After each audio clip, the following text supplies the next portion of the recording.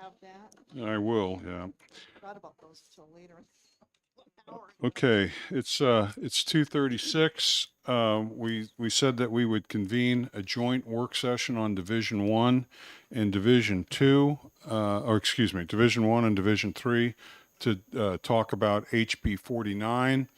HB 49 started its life as a bill that was intended to merely extend the deadline for the closure of the Sununu Center through the end of the fiscal year and throw some money at it.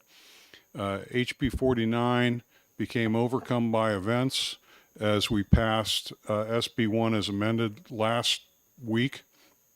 And so 49 has now become a vehicle to essentially take what we did in SB 1 that's now law, the governor's already signed it, and then take the other elements of SB 1 that has been worked on for a couple of years now, and basically interleave it so that by the time SB 49, if it passes with this amendment, it will have completed a two-piece puzzle, and we'll have SB 1 reincarnated, and SB 1, as you may know, was passed 24-0 by the Senate, and the big hangups on getting it passed in the last 2 years has been a disagreement, a principal disagreement between people over the capacity issue. The capacity issue has been put in the parking lot, and you'll see it in the amendment, by an idea to have the site evaluation that's already in law, and in this amendment, put into the architectural designs, the idea of two scenarios, two options. One option on the capacity is 6 to 12. The other option on capacity is an operational capacity of 12 with a potential physical capacity of up to 18 to handle exigent reasons. So keep in mind that it is not the Department of Health and Human Services who decides who goes to the Sununu Center. It's the judicial system. And so the DHHS receives the requirement to detain these individuals from court orders, and then is obligated to provide services. So how many? I know Division 3 is somewhat familiar with the whole Sununu Center issue, but this is the first time we've had Division 1 here, and I'm just curious, of the Division 1 folks, how many of you are completely new to the whole Sununu Center, where you don't understand, where you, I don't mean to say don't understand, but you haven't yet had an opportunity to understand what the community has been working on for 2 years? That this is kind of your first blush at the idea. Representative Sweeney, kind of a little? I've obviously read up on the dealings in the legislature that have faced it, but this would be my first time on a committee tasked with the center. All right. And I won't call you each out, but Representative Griffin, Representative Ebel, well, you're such a young guy. I figured you got time to heal if I wound you. So, Representative Ebel, your name's upside down. I don't know if that means you're in distress. Yeah. Have either of you had cause to understand what the issues are with the Sununu Replacement Center? I understand it pretty well, I think. Yep. All right, super. And then Representative Cambray? I know about the issue, but I don't have the level of detail that I would need to make decisions. Okay, Representative Hewitt and McGuire? Representative Hewitt, you probably have sent kids there. Yeah, right. I'm familiar with the whole situation. All right. Yeah, I've never visited the existing center, so I guess I don't know exactly what's wrong with it, except that horrible things happened there. Right. We heard today from the judiciary there's 1,000 cases involved. I mean, it's incredible. On the 1,000 court cases, right? yeah. So, Well, we saw 640 earlier today, but all right. So, Representative Leishman, when we talked, you said that maybe I should chair this, but I want you to feel like you're co-chairing it. Do you have any comments for us before we kick off? I'm fairly familiar with the situation. I have visited the facility, so I have a pretty good knowledge. So let's address the first thing before we get into the amendment itself. I'm going to ask Mr. Ripple. This is hot off the presses from OLS, so I've not really had a look at it yet. But let's have Mr. Ribson come up, and you've now got a sense of your audience. You know what we know. You kind of know what we don't know. Why don't you give us sort of the big picture sweeping view of what's going on, why over the last 2-3 years, to included. Sure. Good afternoon, everybody. Joe Ripsum, Director, DCYF. I know that I passed these out a week or so ago. Do folks still have these? Would it be helpful to have a new copy of these for anybody? Yes.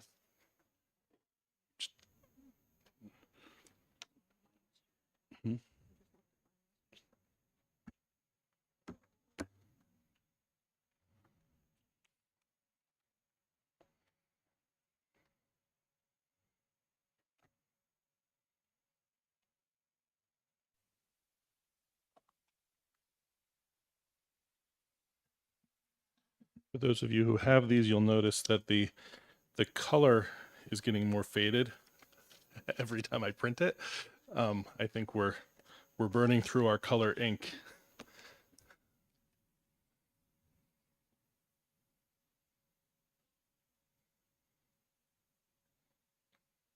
So again, thank you. Thanks, Kevin. Joe Ripsum, Director, DCYF. What you have in front of you is the census data on the first page from SYSC. So this is actually the daily census every day from July 2016 through the present. You'll see here, right, 2016, 2017, you know, hitting 70, 75 at a peak. You do see a major decline happening in like 2018. That aligns with two things that are happening. One, changes in law as to who could be detained and committed at the facility, and changes in a new emerging system of care to be able to treat youth in other settings and other ways and back in their community. So those two things are happening at once, and they result in what I think is a great story of our ability to reduce the use of detention and commitment for young people in New Hampshire to a point where really, other than kind of this first, 6 months of 2020, we are always under 20. The average daily census really for the past almost 3 years has been 12, but on any given day, the census has been as low as 5 and as high as 18. So those are kind of your high water marks and your low water marks, but the average has really stabilized around 12 during that period. And I will pause for a minute to see if folks have questions about the SYSC census in particular before I move on to the other pieces of this data. Representative McGuire. thank you, Mr. Chairman. So to me, the orange line looks relatively flat over this whole period, which means, I guess, that the crimes being committed is relatively constant, right? And then people are detained when they commit such a crime, yes? Yeah, so I think when I look at it, to me, actually, it looks like you have some pretty big variation on both the orange and the blue, right? Even though they're, you're looking between, 5 or fewer up to, 12 or so, in terms of a percentage of the total, right? You kind of have variability of, 50% in there on any given day, where you could have the orange line being your detained kids, you could have less than 5 detained kids on a given day, or we have had at our peaks here, 12, 13 detained kids on a given day. And that's the orange line. The blue line is your committed kids. And I think similarly, right, where you see, that number jumps up and down. It's a little more stable on the committed side than the detained side. And that's because I think a difference between the way that the systems work for those levels, right? A detained kid is typically coming in immediately after an incident. Law enforcement arrests them. There's some immediate concern for community safety. They're ordering that goes to a judge. Judge orders detention. A committed kid is then, after they go through that process and the court's making a determination they committed whatever offense that they're charged with committing, and that being committed to SYSC is the appropriate immediate result of that. So, because the committed system moves more slowly than the detained system, it's a little less volatile. But both really, I think, do move around quite a bit within that, Okay. May I 3 to 12 continue? range. Follow up? Go ahead. Thank you. So essentially, but to me, the committed line declined until we hit 2020, and then it's relatively flat, similar to the detained line. All right. And if you look at the beginning of 2020, there was a peak of 25 on a particular day, right? Because look at what happened to both the committed and the detained lines. Yep. They both peaked in their little way Correct. at the same day, and that caused a peak on the total, right? Correct. So, but I don't see any particular pattern from that point on till where we are today over those 3 years, right? Correct. So, to me, just because the two haven't peaked together doesn't mean they can't peak together, and therefore we can't hit another 25. I think that is a risk that exists, when you talk about, the size of the facility moving forward. I would say, what we've seen again for the past 3 years is that we haven't crossed 18, but for that period, and things have kind of been able to wash out in a way that's how it works. But there is always a risk, right? That, if you build something that it's not quite the right size. And I think that's one of the reasons why, we're a little cautious about going much smaller than the data suggests, the current trending of data suggests. Representative Hull, you have your mic on. Do you have a question? I do, thank you. You're referencing 18. Is 18 the early January, February 2020 timeline, or was that one of the points between July 2020 and now? Yeah, actually, the time that we hit 18 New Hampshire kids was actually in, I believe, late January of this year. So that it was after this chart shows. Oh, okay, thank you. Yep. So because you mentioned the risk of undercapacity, would you tell us what the plan would be? I mean, right now we have a much larger facility, right? So there's probably some room to maneuver in the 144 bed, monstrosity we have over there. But if we do get down to a smaller capacity, what do we do with any additional kids beyond that point? Yeah, so you have, under current law, the ability to use what's called an administrative release process for committed youth. And I think I said this, I don't remember if it was a Division 3 hearing or the full committee hearing. I have heard legal interpretations that suggest that we have that authority on the detained youth too. Our own attorneys have told us we don't have that authority for detained youth, so we don't exercise that authority for detained youth. But for committed youth, there is a process for what's called administrative release. Historically, you go back 10, 15, 20 years, even before the current SYSC was built, there were times where they had to release because they reached fire code capacity, and they'd reduce the census by using this so-called administrative release process. What we use it for today is we look at the youth who we believe who are committed, but who have made the clinical progress necessary to allow them to safely step down either back to their community or to a lower intensity setting. And that's the process that we would use to move kids out. So the only option that we have really to kind of address that situation would be to use that administrative release process currently. So if you were to exceed 18, that's the process we'd have to look at, which right now is for committed youth. At least that's how it's exercised and how it's been explained to me, for committed youth only. So So in the worst case scenario, if you have no kids who are under a committed status, none of them can be honestly evaluated to have sufficiently passed through the clinical phases of the interactions, then what do you do? We'd be going back to court and begging for relief. There's not really another option that And we what have would that relief look like? for a judge to change their mind about detaining a kid. Okay. All right. And then if you could just lean into your microphone a little bit. Thanks. All right. Are there any other questions? Do you have more to say, I think, about the history? Go ahead. Yep. So, again, if we look at the next page, I'll be quick on this because it's not so directly related to the census of SYSC, and I think I explained this last time. But the next page, this is all of the youth in the juvenile justice system who are in residential care other than SYSC, right? So if they're at a facility, a private residential facility, other than SYSC, and what I would say about this, what I think this tells is that the system of care is having an impact on youth entering the juvenile justice system and having to enter out-of-home care, whether it's SYSC or residential.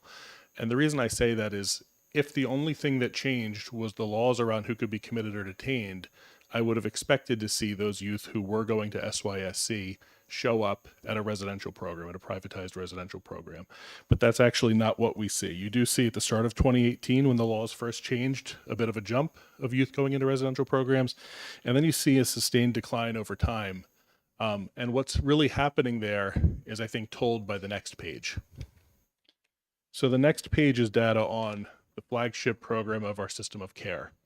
So our system of care, for folks who aren't particularly familiar with all of this, this is our children's behavioral health system. Really starting in its infancy 7 or so years ago, but got a real boost from the legislature, from support of both parties, support of the governor, to really build a robust children's behavioral health system in this state. And their flagship program is something called Fast Forward. That's what we call a high fidelity wraparound program where you have a care manager. That care manager is a clinical person. They pull together a team on a monthly basis to work with the youth themselves, the parents, anybody else who's important in that kid's life. So if they're involved in juvenile justice, their probation officer would be there. If they're involved in child protection, their child protection worker would be there. The schools, any treatment providers, everybody else. And they work together to try to plan around how do you keep this kid safe, stable, and getting the care they need within their home, within their community, within their school. That's been, I think, a huge success and has been kind of the driver behind why we've seen at the same time the reductions at SYSC. You've also seen reductions in the residential system as a whole. If we flip back to the prior page, I do just want to say that I am a little bit cautious when I'm sharing this data about residential placements, that when you look at the kind of 21-22 data, I think that is a little bit artificially suppressed right now based on lack of access because our residential programs are not operating at full capacity because of workforce issues. So I don't want folks to get the impression that this is kind of this is the new normal or the new status quo. It's probably underrepresentative of need right now because, again, we have access issues as a result of workforce issues. So anyway, that's kind of the big story about what's been happening with kids involved in the juvenile justice system and ultimately ending up at SYSC. We also have a few other really big efforts going on that I'll probably go into more deeply when we have our budget hearing in a week or so. That I don't need to spend a whole lot of time here, but it does involve us now using a formalized assessment process whenever kids come into contact with law enforcement, and us using that process to redivert and direct kids at that first moment of contact with law enforcement instead of waiting for court involvement to happen. And through that process, we're seeing the majority of kids who access that program, close to 75%, be diverted away from court in the first instance. So all of these things do point to, I think, in the long run, we will likely continue to see decreases, but it's hard for me to predict exactly what that is. And I think what the one thing that I would like to remind folks of, I've said it here, I know in Division 3, I'm not sure in the others, and I think I have copies of the report here for people that want it, but that we, according to a recent national report, already have the lowest combined rate of detained and committed kids in the country. So when we're looking at, are you talking about capacity for 18 or capacity for 12 or capacity for 6? There's not a whole lot of national precedence for other states being able to get a lot lower than we currently are. So I do want us to be cautious and thoughtful about where we currently are and where we think the system's going to go. Representative Wallner has a question. Sure. Thank you. As you know, for a long time, I've been a supporter of being sure that as few children as possible are in this facility, for a number of reasons. I, feel that children do better when they're in their own community and are not taken out of their community. What other initiatives, I've read through this, what other initiatives could we include in this piece of legislation? It feels like to me this piece of legislation is lacking in that it does not include a look at any other ways of reducing the census there.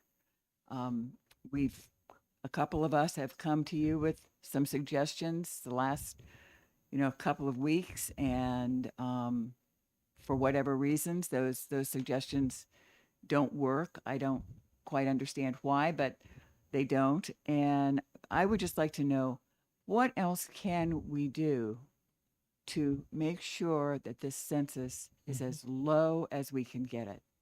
Yeah, I think there's a few things that are really, really important. I think one thing that's really important is continued work on and support of the system of care and actually having it be able to reach full capacity in who it serves.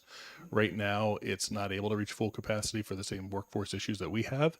And there's a specific program within the system of care called TREC, which is Transitional Residential Enhanced Care Coordination, but essentially it's the same program as Fast Forward is, except for those youth who are in out-of-home care, who are in residential programming or SYSC. We do prioritize the SYSC population for that program right now, but the same kids that are in residential care across the state are the same ones that ultimately often end up at SYSC because they have challenges within their residential programming. And I think having that high fidelity wraparound available for them is really, really important, and having that available throughout their full episode of out-of-home care. Right now, the challenges with that are really around workforce issues, right? The inability to hire enough clinicians to manage the whole volume. I do have a prioritized needs request in the budget coming forward that I'm sure Division 3 will look at when we meet next week. That includes a request for some funding for localized juvenile diversion programs. When we look at the data through the needs assessment process that we're doing, there's a couple places where we're falling short in our ability to connect young people to the services they need that we think would keep them out of the system. Those two places, in addition to TREC that I just talked about, are juvenile diversion programs. So what juvenile diversion programs do is that they're local. They're not funded by the state right now. They're funded exclusively locally. So you have some communities who provide a lot of support in this area, and you have other parts of the state that don't. And now that we're doing an assessment and recognizing that these kids have a need for this type of intervention, we're finding gaps for kids to be able to access that type of intervention. And what they do is they use a restorative justice model to work with the young people around understanding the harm that they caused through their actions, working with victims to come up with a plan for how to make that victim whole so that they feel like they've been heard and supported and come to a resolution that solves what their issue is, and then they help those young people implement the plans to help make those victims whole. That's kind of the key piece of what a juvenile diversion program does. On top of that, they do some other kind of case management and connection work to support young people. That type of program works really, really well for a certain subset of young people. It's not the solution for every young person, right? If you have a young person with severe behavioral health challenges that would qualify for like a Fast Forward program, a diversion program might be a nice thing to have, but it's not going to solve their underlying mental health issues. The other place where we're having real challenges, which I'm sure is not going to be of any surprise to anybody, is access to individualized counseling services or more of that outpatient level care for young folks. So when those kids go through our assessment process, if they're not at a high enough level to require, say, a Fast Forward intervention, that high moderate level intervention, but just need a counselor to speak to, right now we're having a very hard time accessing those services. Community mental health centers have very long wait lists for those services. A lot of private providers have decided to move into a private pay only space, which has made it really difficult for many of our families to access that. So I think if you want to think about and talk about how do we kind of keep kids out of the system, we've actually built, I think, a really forward-thinking approach to identifying those needs and driving those kids to those needs, but we're having some gaps in actually meeting those needs. And those are kind of the two key places that we see that. So what I'm wondering is, are there any children presently that come to the center, that are sent to the center, that you think really could be cared for in the community? Yeah, that happens. It happens sometimes on a detained status where they come in, and sometimes a committed status when they come in. And when that happens, you know, on the committed status, we use the administrative release process to manage that. Where we have a little bit of a holdup right now is oftentimes in accessing that residential care for step down. So if you have a child who isn't maybe ready to go home, but they don't need to be in a secured setting, our residential programs are, as I said before, really backed up right now in terms of workforce issues and not operating at full capacity.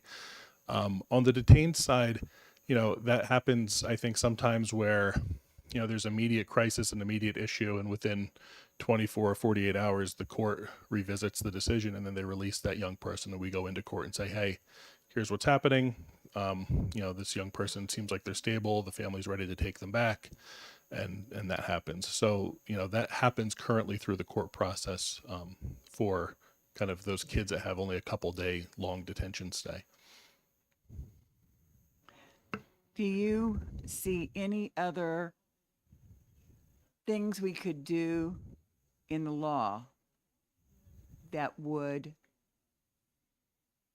prevent children from being committed or detained at the Sununu Center? You know, there's been efforts to look at, you know, what offenses are eligible for detention and commitment beyond the reductions that have already been made and implemented into law. I think it gets tricky. You know, there was a attempt to do that last session, and one of the things I was worried about was that there was a provision put into there to it was called like a judicial override or something, and I was a little bit worried that the application of that might end up being a bigger exception than the rule itself, right? So I think we need to be really careful and thoughtful about that to make sure that it actually has the intended impact that we're looking for. And, you know, off the top of my head, I'm not quite sure how to draw that line, but, you know, I think that's something that could be looked at, but is a very complicated process to look at. Thank you.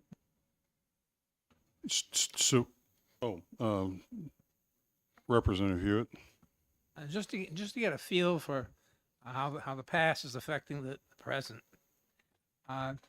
To what extent do you have kids who are court committed as a result of determination of a case? The court heard the case and committed the minor. What are the conditions of that? It used to be that the kid got committed and turned 18, out he went, but I understand that things have gotten a lot better along those lines over the years. But to what extent do you now have kids committed at the center as a result of being adjudicated? So yeah, I mean the data on commitment, right, it's the blue line on here. So a big part of this drop you see is a reduction in the number of youth who are committed, but it also is a change in the length of stay. That's the other big thing you're seeing here. So it was common for youth to be committed for the minority. It's no longer common. In fact, the way that the laws are written now, for most offenses, they're eligible for parole within 3 months, and for more serious offenses within 6 months. And it's pretty typical that they're paroled within that time frame. So the length of stays are really, really substantially down from what they used to be. So typically I think if you looked at the average committed youth, it comes out to be about 3 months that they're there. So it's a much shorter stay. Where you do see the long term at this point is kind of they fall into the detained population, the way that we categorize this. And those are for young folks who are charged with very serious adult crimes. They're being held pending adjudication of an adult crime. Thankfully, we don't see, at least in my opinion, kind of an overuse of that exception. I know right now I get clips from around the country every morning on juvenile justice. Maryland's having a big debate where hundreds and hundreds of kids a year, they charge for adult crimes. When I've seen it here, it's for very, very serious offenses like murder, attempted murder, armed robbery. It's not for lower level crimes that then could get a kid stuck in the system indefinitely. Representative Hull. Thank you, Chairman. What is the recidivism rate for those either going out at the 3-month window or the 6-month window? Yeah. So I don't have an exact rate, but it is higher than I'm comfortable with for certain. And I think that's true. I think that's true for many, many juvenile justice programs around the country. The things that we've tried to put into place to help deal with that aren't yet fully realized are things like this TREC program that I was talking about before, and trying to make sure that when these kids get out, they're tied in with an intensive evidence-based, community-based program, something like multisystemic therapy that we were able to stand up about maybe 2 years ago, but because of workforce issues, they're only serving maybe 30 kids at a time right now when they're contracted to be able to serve like 80 kids at a time. So there's some efforts that are in place to try to really mitigate that, but we are seeing, a lot of those kids who go out end up coming back. Thank you. So I want to just restate something I think I've heard you say, and please correct me if I've heard you wrong, is that that New Hampshire should be very proud of the fact that in the entire nation, on a per capita basis, we're either the lowest or second lowest in the nation in terms of detaining or committing juveniles. So we're already exceptionally low, which sort of makes one wonder, how much lower can we go? Within the current law, we already have efforts to make sure that we're only detaining the kids that need to be detained, and that when there's a potential committed kid who's subject to a release, that we're implementing those procedures. And to that extent of current law, the trend lines that you've shared with us indicates the success of those efforts already under current law. Under prospective law, it's all theory with different schools of thought about if a given change could increase or decrease the number of committed kids. We don't know. It's theory. But we go back to the first point. This is the lowest state in the nation already. So the opportunity for improvement feels pretty limited. That's my takeaway from what you've said. Is that fair, or you disagree? I think that's fair. I do want to say that I still do believe we can do better, but I don't think the way to, in my opinion, is the way to operationalize that is not through, how many bedrooms you build, but through making sure that we build a system that meets the needs of kids rapidly, quickly, and prevents them from getting down this path. And I do think, some of the improvements that I'm talking about are things you might not realize for a number of years, right? Because it's those 10-year-olds today who are accessing the system of care at their first episode, as opposed to the 16-year-olds today who are already so deep in the system and they're now accessing the system of care. So we're about to start going through the amendment unless there are questions. And I just want to I want to just check in with you to make sure I'm hearing you right. Is that this amendment that we're going to review still fully considers two options: a capacity of 6 to 12, the other that has an operational plan for 12 people, meaning you're going to staff for 12 people. In other words, we think we're going to have 12 people. But in the worst case scenario, we could go up to 18 if we wanted to. So we've got two plans, 6 to 12, 12 to 18. Is there another range we ought to be looking at? Some people think we could just get rid of the Sununu Center and rely on the system of care. What would you say to that? I don't think we have any evidence nationally of that being a viable option. And since I've been here, we've had a number of young people who commit very, very serious offenses, and we have residential programs who aren't willing and able to serve this entire capacity of young people. So I think, I would love to see that day come, but I think banking on that happening right now, it's a bit too much in the realm of what we'd love to see and not what we are seeing. So under current law, we have set up the predicate that we're going to continue to operate the current facility in its current physical state until there's a replacement. And so if we don't pass a replacement, they're going to end up forever in the current facility. Is that your understanding of where we are now currently? That we're going to stay where we're at, maintain the status quo for as long as we can until we can open up a replacement center that will accept these kids? Yes, I think until a decision is made about what we're doing next, that is the most responsible way to deal with it. Okay. And so we're about to get into 49, but I would like to add to those points that this whole issue of delaying a decision on the replacement center is been pushing off, in my view, the inevitable. We have to come up with a replacement center. We can't come up with no replacement center. The fact that we have dawdled for 2 years has decimated the workforce at Sununu. And as a result of workforce reductions, they've not been able to begin their shift over to a trauma-informed, therapeutic-based model.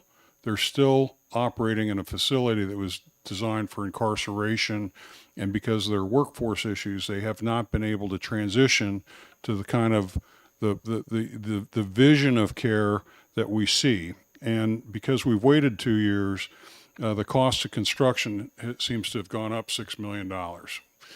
We thought it was going to cost 15. We now have estimates of 21.6.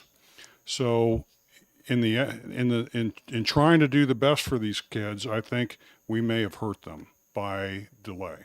And I hope that we can work through this amendment and find a way to move forward. Yes, Representative Wallner. Well, don't want to bring this up, but we are the Finance Committee. And I wondered, is there anyone here to talk to us about the facility, how much it's going to cost, how long it's going to take, the ARPA funding, all of that? I invited Gopher. Is Gopher here? There they are. Gopher was unable to send anybody, but we do have Ted Cupper from DAS here to speak to the cost of the facility. Okay. You can sit there or not, because you're probably going to be needed again. The gentleman from DAS, you're welcome to join us. So the short answer is yes, we have some. Okay, and we tried to get Gopher because that's critical, and we will continue to endeavor to get Gopher, even if it's ad hoc in one of our other work sessions. So at this point, gentlemen, do you both have a copy of the amendment to HB 49? Because we're going to start walking through that. I see several advocates in the audience. Do you all have a copy of HB 49 with amendment 0621H? Do what? Okay.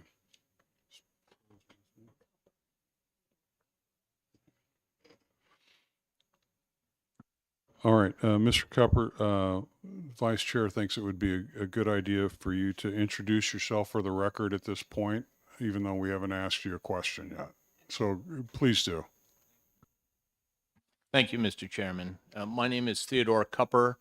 I'm a professional engineer and the director of the Division of Public Works Design and Construction under the umbrella of the Department of Administrative Services. We're essentially a full-service engineering and architectural office that either builds new buildings for the state or maintains the one that they already own.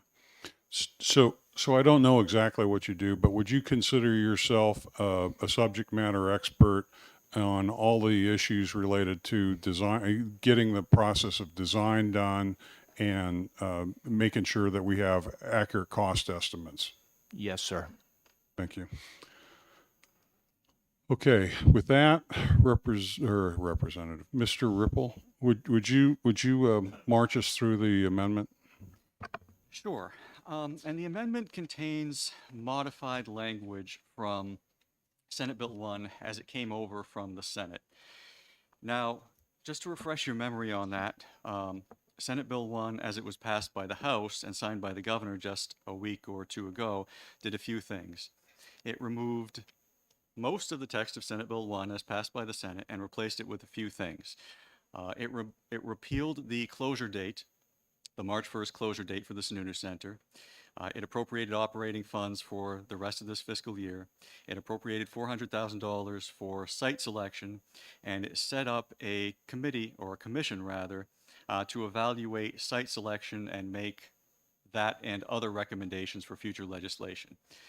This amendment does not undo any of that, but it does revive some of the language from Senate Bill 1 as passed by the Senate in modified form. So I'll walk through this briefly now, drawing special attention to the areas where it differs from Senate Bill 1 as passed by the Senate. Section 1 contains a statement of findings, and there is some new language in there on lines 11 through 13 that reads, placement of children in correctional settings outside of the state undermines the stabilization and return of productive members to the communities. That is new and was not contained in the Senate passed version. Section 2 requires HHS to construct a replacement facility for the Sununu Center.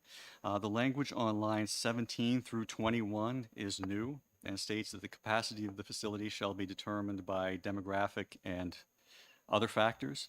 Also new on line 21, it states a smaller facility of 6 to 12 residents shall be fully and equally evaluated. The remainder of the first page, I believe, is the same as the bill that was passed by the Senate. As you go on to page 2, it talks about the design elements of the facility. That is largely the same as the Senate passed version of House Bill 1, but there is some new language on lines 13 and 14. Again, it states, an alternative plan shall be developed to equally and fully evaluate a physical and operational plan ranging from 6 to 12 beds and residents. Also new is the language on lines 21 through 23, which states that operations may utilize virtual and shared services when needed. The programming and operational requirements that start on line 24 is largely the same as the Senate passed version of Senate Bill 1, as is most of page 3. However, there is a difference down near the bottom of page 3. Senate Bill 1 referenced a completion date for the new facility of November 1st, 2024. This bill, or this amendment, removes that date in a few different places and simply refers to an accepted completion deadline for the facility. So it does not include a definitive date.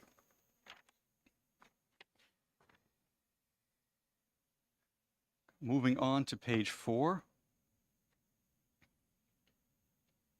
Section 3, which begins on line 14, does amend a small portion of Senate Bill 1 that was passed by the House, signed by the governor, and has been codified into law. That required HHS to procure a qualified architect on or before March 1st, 2023. This changes that to within 60 days of the effective date of this legislation. And on lines 20 through 21, it adds that the proposals for a contractor shall be on a timeline supporting the use of federal ARPA funds or other federal funds.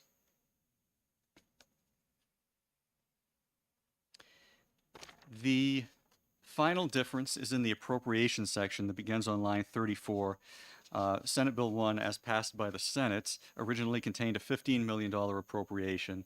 This committee heard from DAS that the total cost of design and construction would be in the neighborhood of $21.6 million. So this amendment makes that appropriation instead. And on page 5, it emphasizes that ARPA funds shall be used first, with any remainder coming from general funds. So thank you for that.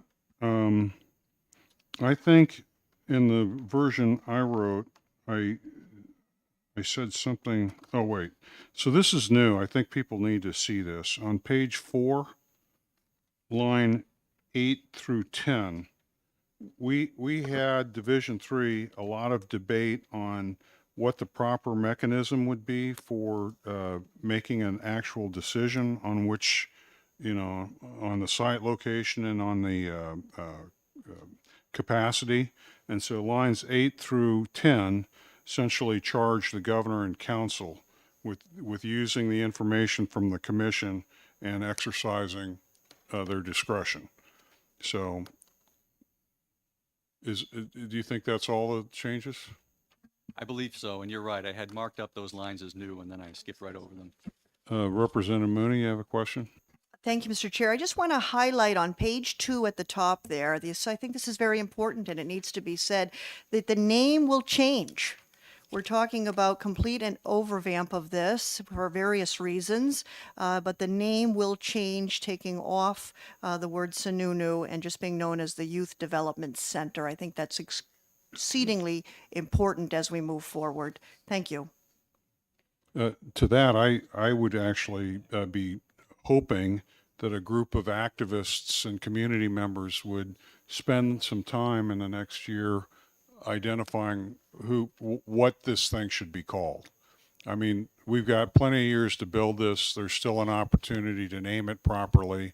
I think the Honorable Kim Rice had suggested a different name than YDC because that's not very interesting. So I think there's time to actually come up with an appropriate name even. So, all right, Representative Stringham. And, you know, I might get crossed between some of the amendments that we were working on before passing SB 1A. But what feels a little bit different was, you know, at some point we were going to have 2 complete architectural layouts at 6 to 12 and 12 to 18, you know, where things would be compared and costs and shared savings and so on. To me, it feels a little bit different that the control of the decision at that point is strictly up to the administration, and you know, it doesn't go back to the legislature for a decision on which size of new facility is the best one for our state. Okay, so I may be wrong, but I just wanted to throw that in. No. It's fair observation. I'll address that. If you look at, first I'd say to your point about whether or not we're honoring the capacity compromise that we made in the amendment to SB1, this fully respects that capacity compromise, I think, in 2 locations. You'll see that on line 20, well, first, even before getting into that, keep in mind that SB1 is now statute. SB1 has said that there shall be 2 options for site evaluation, 6 to 12 and 12 to 18, right? So now we're talking past site evaluation and into design and then into build, right? So the design part of it is on line 21, where it says a smaller facility of 6 to 12 residents shall be fully and equally evaluated. That's intended to honor the compromise. And then on page 2, lines 13 and 14, an alternative plan shall be developed to equally and fully evaluate a physical and operational plan ranging from 6 to 12 beds and residents. So to your first point, I think we've done that. That's in there. And then to your second point, which I take is, you know, this statute on page, where was I? I was just there. On page 4, lines 8 through 10, yes.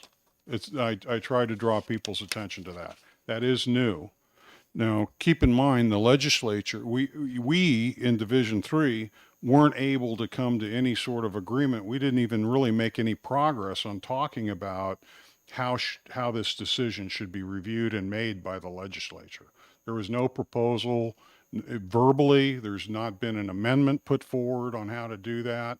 And so keeping in mind, as I drafted the amendment, that I recognize that the legislature has failed to make a decision in over 2 years, that we needed to put this at a point where a decision can be made and it be accountable. Now, by saying the governor, you know, the governor's obviously the head of the executive branch and is responsible for the DCYF mission, but he or she can't do it without the council, and the council represents an elected representative body of the state. So it's not like it's being taken out of the hands of the elected representative body. It just is shifting which body because this body has not been able to act. So, Well, under your leadership and the full committee, I'm sure we can. I hope. Are there any comments, questions about this amendment? So let's, I'm sorry, is there a hand? Oh, I'm sorry, it's hard to see you down there. Representative Hewitt, did you have a? Oh, Representative McGuire did. Go ahead. Sometimes I have questions. My division knows how funny that is. All right, anyways. In Senate Bill 1 as passed, there was site evaluation, right? And it was going to choose among several different places. Is this premature in the sense that once we know that the site is going to be X, that's going to affect the design and other aspects, yes?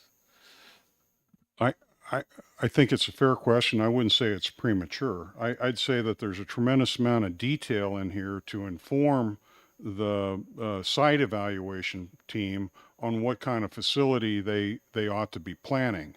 And even if this were premature from that standpoint, I'd still say the timing is necessary because the site evaluation may not take place in the summer. And as you know, the House and Senate are not always in session. So we have to decide while we're in session what we shall do. And I think given that SB 1 that had this kind of language in it passed 24-0, and that the House is probably divided on it, that the timing is ripe. I mean, there's only so many times we ought to be coming back to the replacement question. What was the deadline in SB 1 for the site evaluation? I don't remember. I don't remember. Do you remember, Mr. Ripple? There was a September date for HHS to propose a site, yes. And that was a not later than date. Correct. So it could be as soon as possible. I mean, Mr. Ripson, I'll ask you in just a second, but it's my understanding that DHHS has the contractor teed up, and they know the sites pretty well. So what's your best guess on what reality is, even though you have till 1 September? So we're working very closely with my partner to the left around entering into a contract with somebody to do the site evaluation work. Realistic timeline on that, Tad? I don't. Right now, we've talked to a consultant that we have a statewide agreement with. They're going to deliver a proposal to our office this Friday, and we're going to give them a notice to proceed, and we've asked them to complete their site evaluation for us by the end of March. By the end of March. Okay. That's pretty good. That's pretty quick. Okay. Is 400,000 enough, or is it way too much money? Yes, sir. 400,000 is adequate for that. All right. Can I have some? All right. So another detail on page 1, line 16. So this document, this amendment has Department of Health and Human Services shall be responsible to construct the facility. So with the assistance of DAS, and I'm wondering if it maybe ought to be backwards, the other way around, so that it's DAS who's responsible to construct with the assistance, with the input from HHS, since construction in general, that's DAS's bailiwick, yes? You know, I like what you're saying. Okay, I would just point out two things. If you want to draft some alternative language, I'd be very happy to have everyone consider it. But I would say that this language has been vetted probably 5 times. And you're the first brilliant person to figure out that it could be written slightly differently. I mean, the Senate passed that sentence, that first sentence, 24-0, did they not? Is that the same sentence, line 16 through 17, Mr. Ripple? I believe it is, yeah. I mean, maybe these two gentlemen feel like they work together like no problem, and therefore it's not an issue. I don't know. What do you think?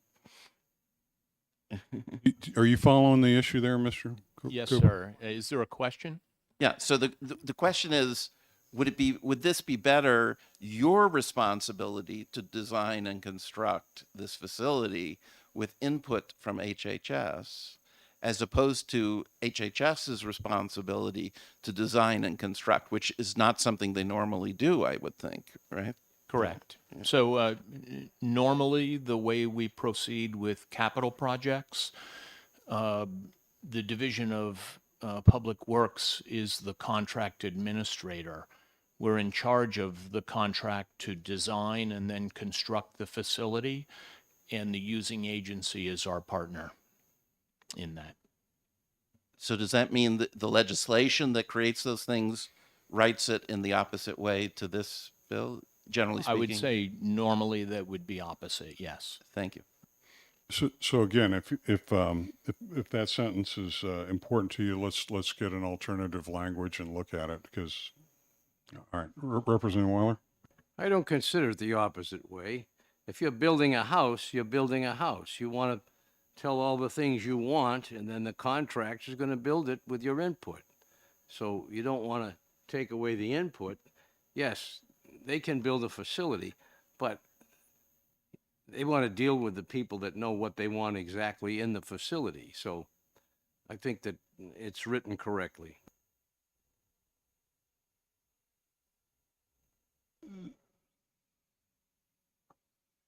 So, Mr. Ripson, Mr.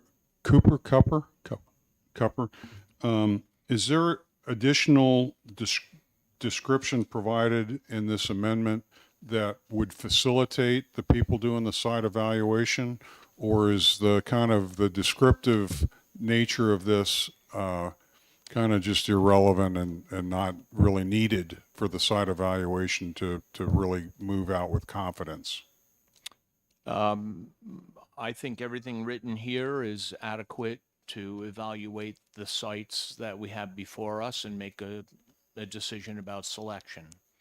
Okay, so is this helpful in terms of informing the site selection process to have this in statute, or not necessarily important to informing it? It's just, it would be good to have.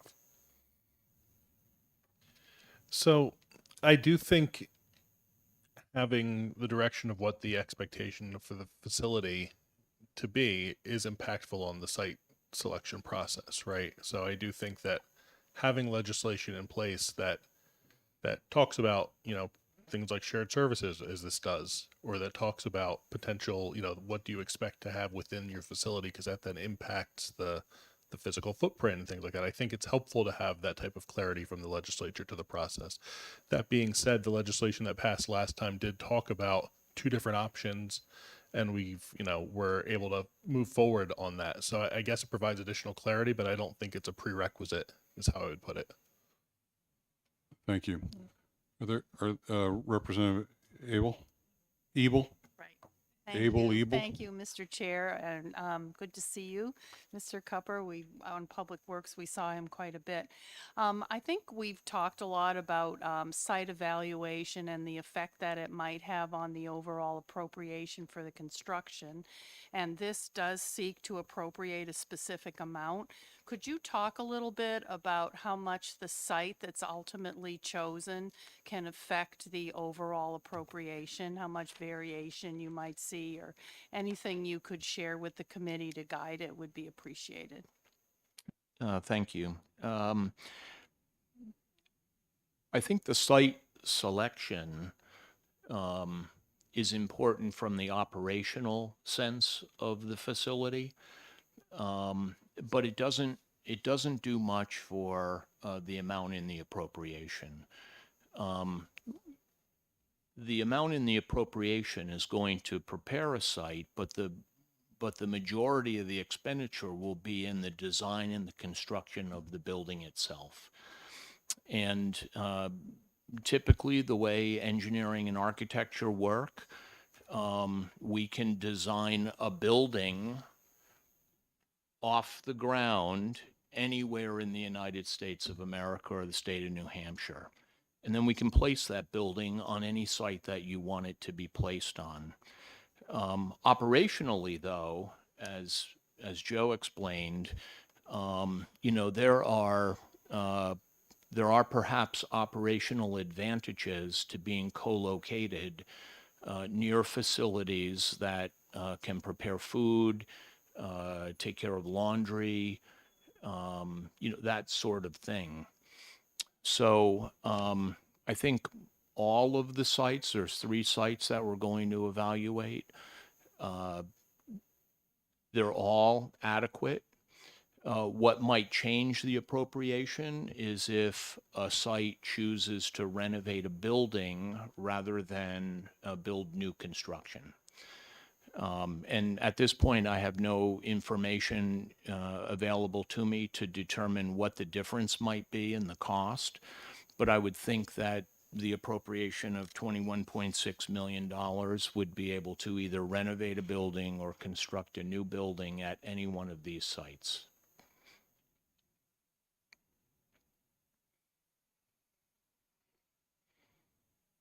So, Mr. Cupper, do you know the history of how we started at $15 million in the initial assessment and now we're at 21.6? And do you think 21.6 is the right amount, given that we have already appropriated 400,000 for the site selection process? So, just a little bit of history. When Health and Human Services came to our division to talk about this project, it was always about a 12 to 18 bed facility. That's the beginning of our discussion. And essentially what that means is an 18 bed facility. If you're going to have additional capacity of 6 beds over the 12, you're really designing an 18 bed facility.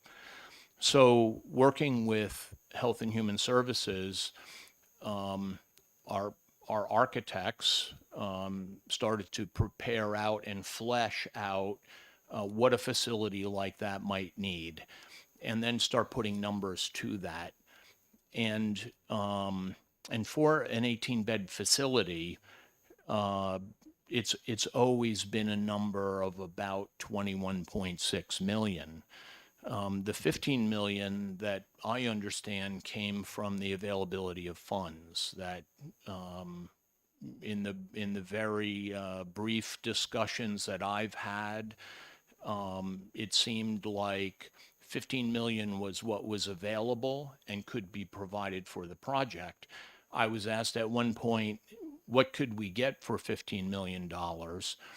And I said we could have an adequate facility to treat youth in the state of New Hampshire. I can't tell you how many beds that would be until we get into the design, though. But we could certainly build a facility for $15 million. Would it be an 18-bed facility? Absolutely not. We don't think we can build an 18-bed facility for $15 million. And that's where the 21.6 million came from our division, based on preliminary, conceptual ideas about what this facility, might look like. Thank you. Representative Sweeney? Thank you, Mr. Chairman. Thank you both. Questions for you, Director Ripson. On page 3, lines 24 through 26, the Department of Health and Human Services shall begin to implement the programming changes without regard to whether children are at SYSC or the new facility. Mm-hmm. Would that require an additional appropriation for your department to execute, or will you be able to? No. So the changes that are really discussed within the programming up here are the types of kind of changes moving towards a therapeutic model that we've been working towards and hoping to implement. What's really become the barrier in implementation has been stability of workforce, which has been directly impacted by, right, the fact that we had a closure date, at least up until last week of a week from now, and by other workforce issues that's impacting all of our kind of residential programs and everything around the state. So you kind of have those two things that have made it impossible to move forward with some of this programming in the immediate term. The reason why it becomes impossible in the immediate term was because all of these kind of therapeutic models anticipate that you're training your frontline milieu staff, the ones who interact with kids 24/7, 365, on these new models. And when we have currently 17 full-time youth counselors, where we need 45-ish you just don't have the type of consistency in staffing to be able to implement those programs. So, so no, there's not an additional need for an appropriation, but I do think that, getting beyond this point of not knowing what the future is helpful. And I think the other thing that's helpful is coming to resolution around updating the standard job descriptions and the salaries for the folks who work at the facility. And the salary component of that is being addressed in two different ways. One, through enhancements that were approved by the governor and council last year and that would have to be continued. And then two, through collective bargaining that's currently happening and proposals around increased wages statewide. And I'm hopeful that the combination of those two efforts would get us to a place where our salaries are competitive enough to be able to fill positions, and having the clarity of future state and a vision for where we're going would get us kind of over this hump that we've been in around kind of the, is the facility going to close? Is it not going to close? That really has been a hampering our ability to hire and retain staff. So no, I don't think we need additional funding for that purpose. That's, built into the budget request going into next fiscal year anyway, because that's always been the plan for us to start to implement this work. But the practical reality of how and when we do that is deeply impacted by the stability of workforce. Thank you. Are there other questions? Representative Leishman? Thank you, Mr. Chairman. So I'm at a complete disadvantage compared to my colleagues on Division 3. So I'm going to ask you a couple of specific questions. So looking at Senate Bill 1 that we amended, and I believe it was unanimous in this full committee, which was a total gutting of Senate Bill 1 from the Senate. And I've already had an opportunity to read this through once, and I've underlined a number of things that I think are an improvement to what we did with Senate Bill 1 as amended. Not to put you on the spot, but you're like the expert, so I like to do that. Do you think this amendment is an improvement? Would you agree with what I think personally what I've read? Again, I'm at a disadvantage because my colleagues on Division 3 have seen this a lot more than I have, this issue. Yeah, I think the amendment looks really good, right? I think the key components of the future state that has been worked on deeply by some members of the legislature, by members of the advocacy community and folks that work closely with kids and families, by our staff, by a host of other people. The kind of key foundational elements were all within SB1. I do think there's some language changes in here that help clarify and strengthen some of those key elements. So from that perspective, I think there's good stuff in here. But I think the foundational core of what we're trying to do with kids, youth and families within the state is really kind of consistent between both. Thank you. Appreciate it. And would you like to comment for a further question? I'd say from an engineering perspective, the budget that's stated here is probably more in line with an 18-bed facility if that's what's chosen to be built. I might add that, we already have interviewed and selected a consultant that's going to help us design this new facility. They're on hold right now. We can't move forward with their contract until there's an appropriation for money to begin that design work. I think it's important to note that we saw the importance of passing SB1 in one day unanimously as a message that we should work as quickly as possible to get the site evaluation done so that perhaps the legislative session would still be in session and be able to appropriate money like this is doing so that we wouldn't lose any more time than we already have. Right now, the consultant that we've chosen is revising their proposal for us, and we're waiting for an appropriation to bring it to governor and council to begin that work. And they're looking at the end of 2025 in their schedule to have a newly constructed facility if we were to be on the governor and council first meeting in May. Thank you very much. Thank you, Mr. Chairman. Are there any other questions from the committee? Go ahead, Representative Wallner. Well, this is off the building for a minute, but I think lines 21 to 23 are did you say those are new? They weren't on page 2. And I wondered if you could comment on that. Are those new? Is that a new section? I wrote that, and I'll tell you where that Oh, came okay. from.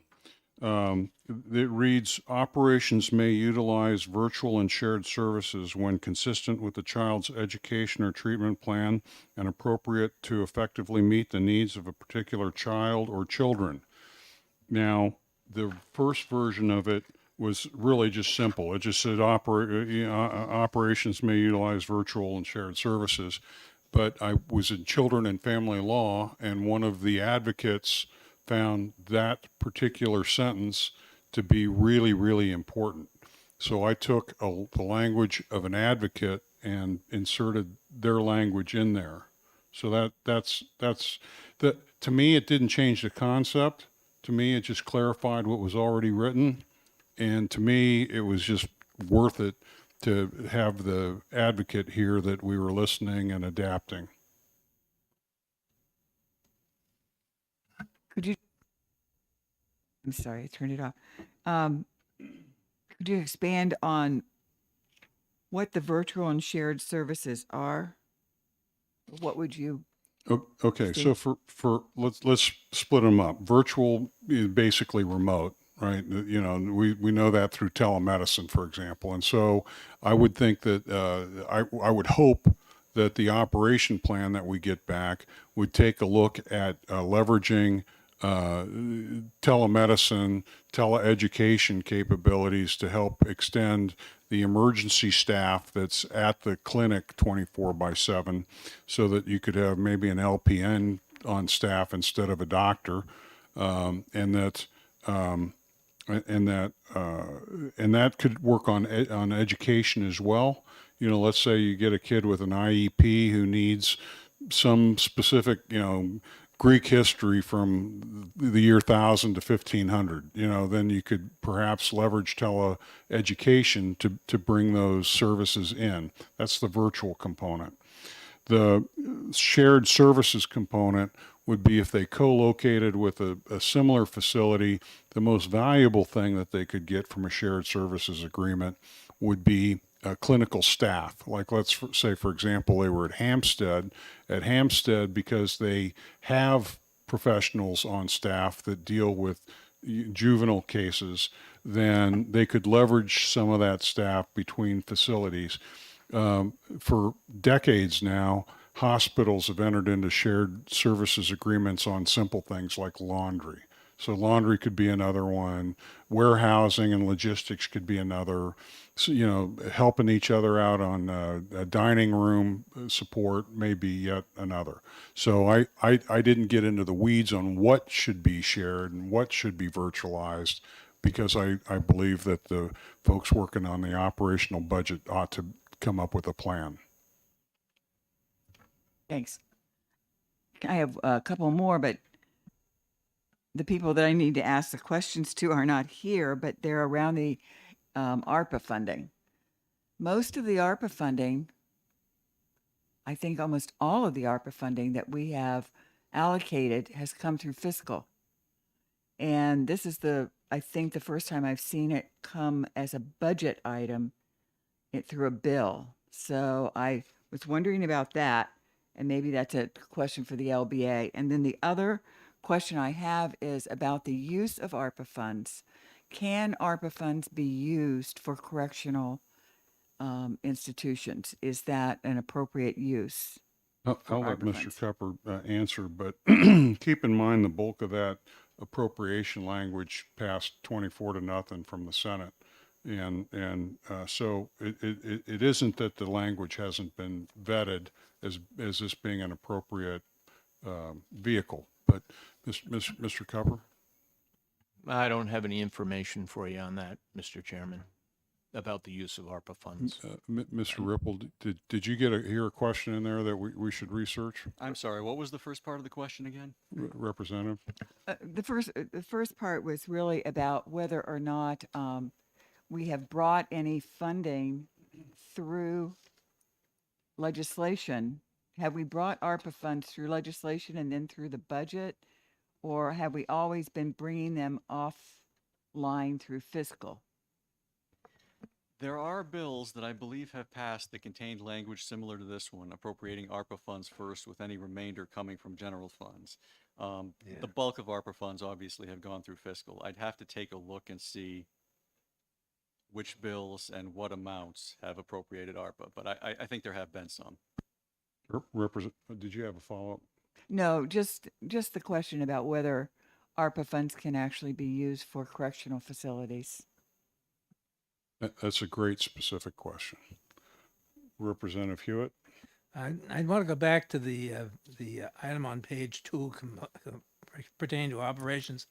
That section is 3. The facility shall be designed to include, and each of the first H items are things that are included in the design of the building. I don't understand what the operations may include virtual and shared services has much to do with designing the facility. Well, for example, if you're going to incorporate telemedicine into the clinic space, the clinic space would want to be designed so that any sort of telemedicine equipment would be within that. For example, not just the physical space of the equipment itself, but making sure that the cabling, like the Cat 5 or Cat 6, whatever we're on these days, is pulled and adequate for the bandwidth. Did we just lose Representative Weiler? He said he was staying until 4. Go get him. It's close to 4. Wait, I hear you, but I still think that it's not consistent with the design of the paragraph. Probably wouldn't cause much of a problem, but I think we need to know that we're talking about the way the place is designed and not by how the people inside the building are going to operate once it has been opened. So I think we could entertain alternative language and placement. I think it's a fact bearing on the problem, and it's just an issue of where it would be.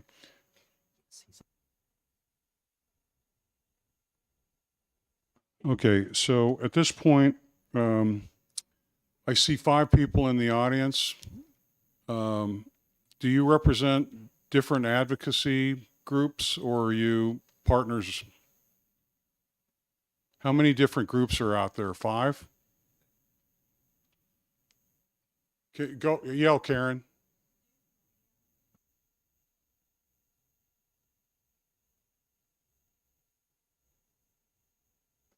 Okay, is there anyone out there in the audience who's seen this as opposed to what we're doing? Any opposition in the crowd? Is there anyone in favor of what we're doing in the crowd? I see 1, I see 2, I see 3, I see 4. Sir, I can't see you. Mr. Ribson's too big. So everyone in the crowd likes this. Yay. Okay, so Division 1, would you conduct a straw vote on whether we should send this to finance? And to the extent that there's language that we ought to consider, we can consider it in the full finance committee. Representative Hewitt has suggested he'd like to draft something. Representative McGuire has suggested he might want to draft something. So I think we can take care of those. Those are not big things. They're not concept issues. They're semantics. So my Division 1 members, any particular position or, I'm sorry? I guess Representative Yeah, Warner has a question. I guess I've never seen a process like this. Exactly. I mean, we bring in some people who, from across the hall, who all of a sudden show up and they really don't have all the background. And I think probably the way we usually work in division is that we have some time as a division to kind of talk to each other about what we're thinking and where we're going. And it just seems like an odd process to me to be having 2 divisions taking straw polls at this point. I think, there's a lot of new information here that we for the first time, we talked about the building. We talked about the appropriation. So I just think it's a little premature to be jumping in and taking straw polls, but Thank you aside. for that feedback. And since Division 3 has talked this to death, Division 1, do you have a position on that, Mr. Chair?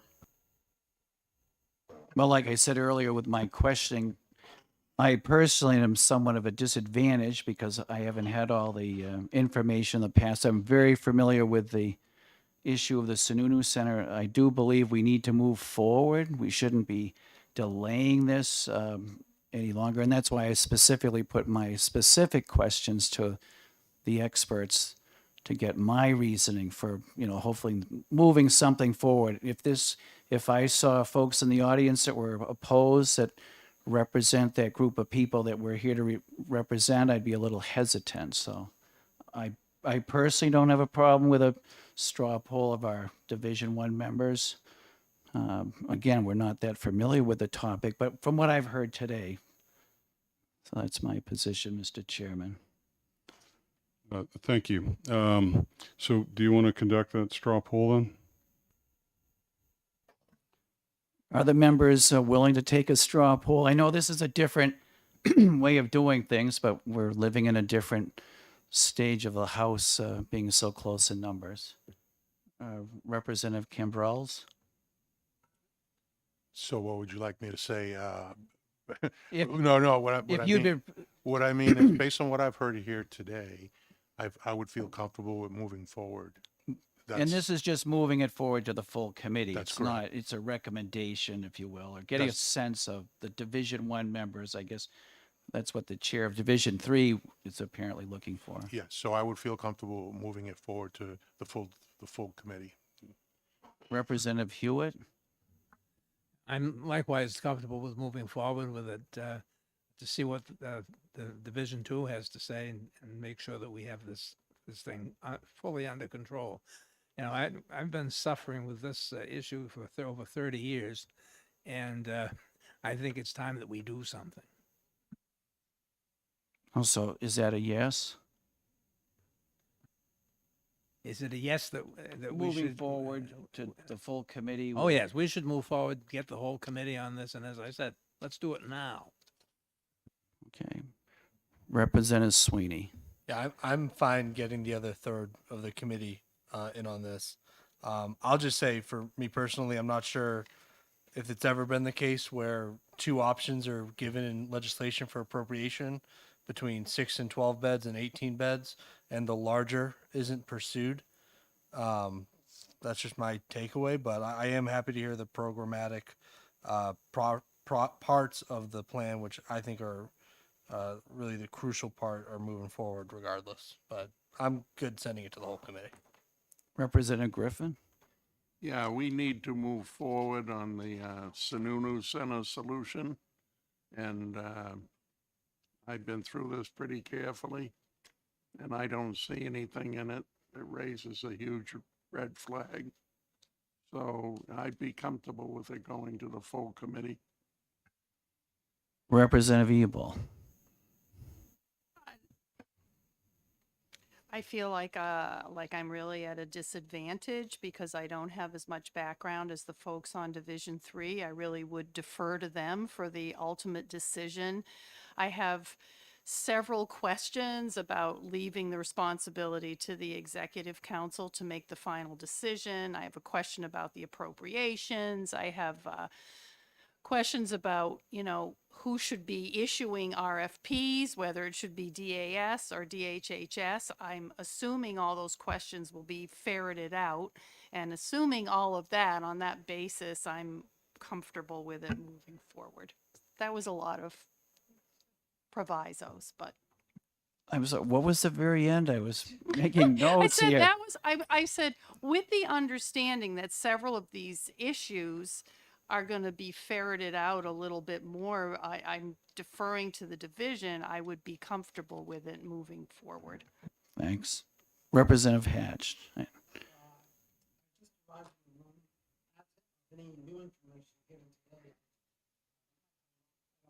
Microphone.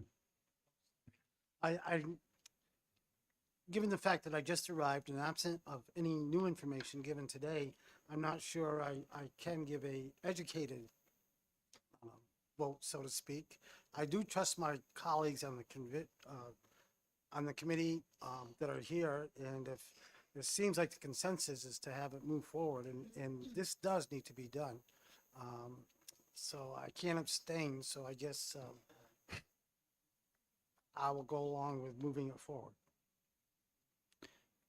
And I certainly would support moving forward, Mr. Chairman. So I think it's pretty close to a unanimous vote from a recommendation from our division. So to summarize, that looks like 7-0 with the recommendation to move it to the full finance committee. There are amendments that we need to consider in the full finance committee. There are questions to be outstanding. Representative Ebel, if you could help Mr. Ripple just make sure he understands specifically what questions you'd like to have addressed in the full finance committee. He's really good at knocking those out. So. Okay, and then, Mr. Clerk, would you take a straw poll on Division 3, please? Well, I don't know what that is, but Just ask everyone what they think and whether or not they're willing to move this HB 49 as amended by 0621H to the full Finance Committee. okay. Representative Edwards. I think I go last. Okay. Let's see if I got everybody. Representative Mooney. Thank you. Just briefly, I want to say, yes, I am in favor of moving this forward to make that clear. Secondly, I just want to thank Mr. Ripson and Mr. Cupper for all of your information and your patience through this process. Those of us on Division 3 have heard from you now multiple times, and you've always answered sometimes the same question, and we truly appreciate all the time you've dedicated to this. Thirdly, I just want to make a mention that there's a great cross-section in the audience, I notice, and based on a straw poll, you've all nodded your heads as yes. I think that's very telling, so let's move forward. Thank you, Mr. Clerk. Representative Wallner. I would move it forward, but I would like to hear the answers to a few of the questions that we've still not had a chance to meet with ARPA. And I think that, it's not ARPA, I guess it's Gopher. I think that that's kind of an important piece of this. I don't want to find us a year or two down the road and all of a sudden find us in a situation where the feds have something that they would like to tell us. So, but I would say let's move it forward. Representative Tolerski. With respect to the committee, I missed almost an hour of discussion on this amendment. And so I know it won't make a difference, but I'm just going to say no on the principle of that I have not heard enough of the discussion of specifics on the amendment. Representative Vole. Thank you. I know there's an open request to go visit the current Sununu Center. I think there's real value to the members, especially me being a freshman on this committee and dealing with this issue for the first time. So my preference would be to retain it until we've had that discussion and that visit, and then from there, work on it. So for now, we're recording you as a no. You're not ready to move it to the full Finance Committee. Correct. Representative Verf. No. Okay. Representative Nordgren is not here. I would say no. Stringham votes no, and I think that just leaves the chairman.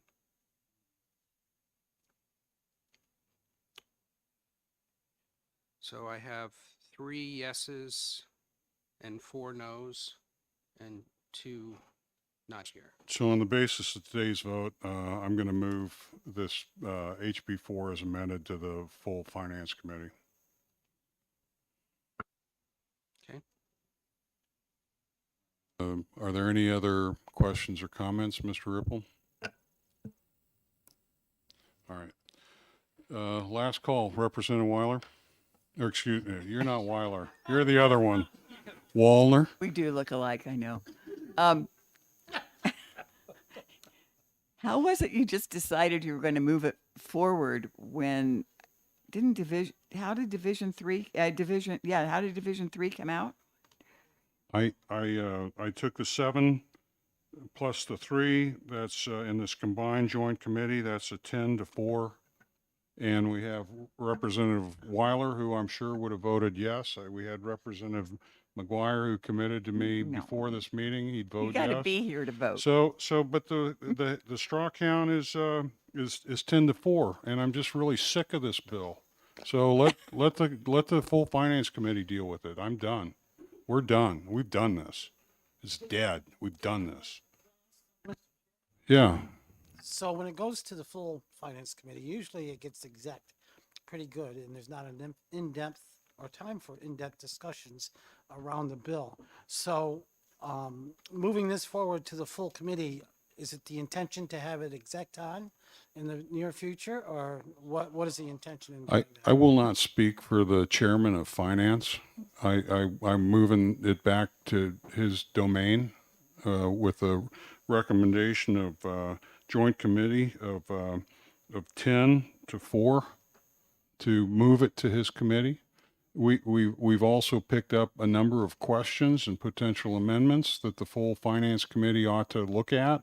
So if I were him, I would still think that we've got a few things to discuss and consider. It's not quite ready for exec in my view, but I don't want to speak for him. Thank you, Mr. Chair.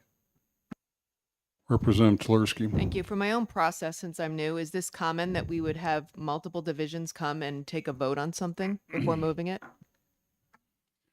So that's a good question, and I've been told that these work sessions are very flexible, and I just applied the flexibility with the permission of the chairman and with the chairman of Division 1, and we just took a straw vote. 10 people would like to get the full finance committee involved and get it out of Division 3. That's all this does, is it gets it off our plate. Representative Hull, Thank you. you want to change your vote by any chance? So I want to concur with your last statement. This may be somewhat weird, but in my understanding is via the clerk, right? The various divisions are truly subcommittees as opposed to distinct committees like we would think about children and family law versus, I don't know, criminal justice.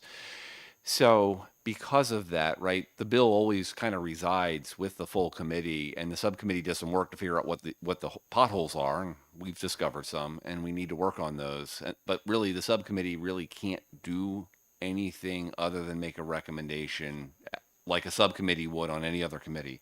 And ultimately, the jurisdiction of the bill is the full committee. I think Representative or Chairman Edwards sought out other people to kind of work on this, but I think there's still some work to do on the bill, and I think that's going to be a long day in finance.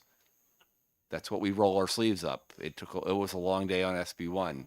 It will be a long day on this one, I'm sure, as well, but that is what we get paid to do. So I would just point out, when we had a very long day on Division 3 and came out to a very specific agreement on what we would move forward, it was 15 minutes before bringing it up that I was told that people's minds had changed. And I not being able to trust the people who don't really trust the process, I'm ready to move this to the full finance committee. Any other comments? Okay, we're adjourned.